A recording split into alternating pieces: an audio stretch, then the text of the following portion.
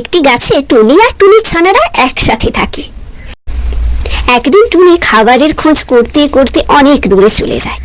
সে সময় বৃষ্টি নেমে যায় আর টুনি পুরো ভিজে যায়।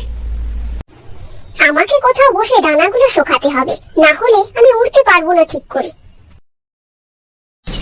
তখন টুনি একটা গাছের কাছে যায়।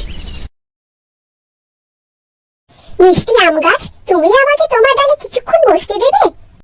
আমি আমার ডানাগুলো শুকিয়ে চলে যাব। না না, আমি সব জানি। তোমার নজর আমার মিষ্টি মিষ্টি আমের উপর আছে। তুমি এখান থেকে চলে যাও। বেচারা টুনি ওইখান থেকে চলে যায়।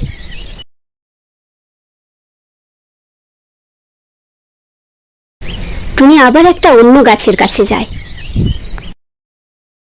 মিষ্টি পেঁপে গাছ, আমি কি তোমার ডালে বসে কিছুক্ষণ আরাম করতে পারি? আমি অনেকটাই ভিজে গেছি, আমার অনেক ঠান্ডা লাগছে।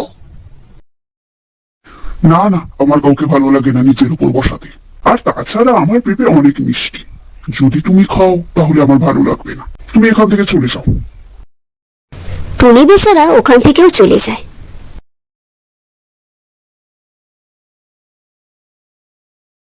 টুনি আবার একটা অন্য গাছের কাছে যায়। পিঠু নিম গাছ, তুমি কি আমাকে কিছুক্ষণের জন্য তোমার ডালে বসতে দেবে? শুধু কিছুক্ষণের জন্য। আমার ডানা শুকিয়ে গেলে আমার বাচ্চাদের কাছে যেতে হবে, ওরা একা আছে।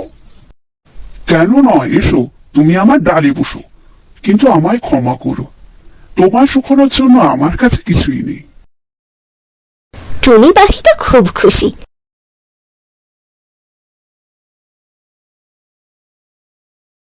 কিছুক্ষণ ডালে বসে টুনি পাখি তার ডানাগুলো শুকিয়ে নেয়।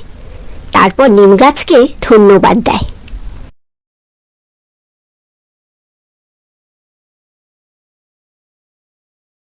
তোমাকে অনেক ধন্যবাদ নিম গাছ, সাহায্য করেছো। আজ থেকে তোমাকে আমি দয়ালু গাছ বলে ডাকবো।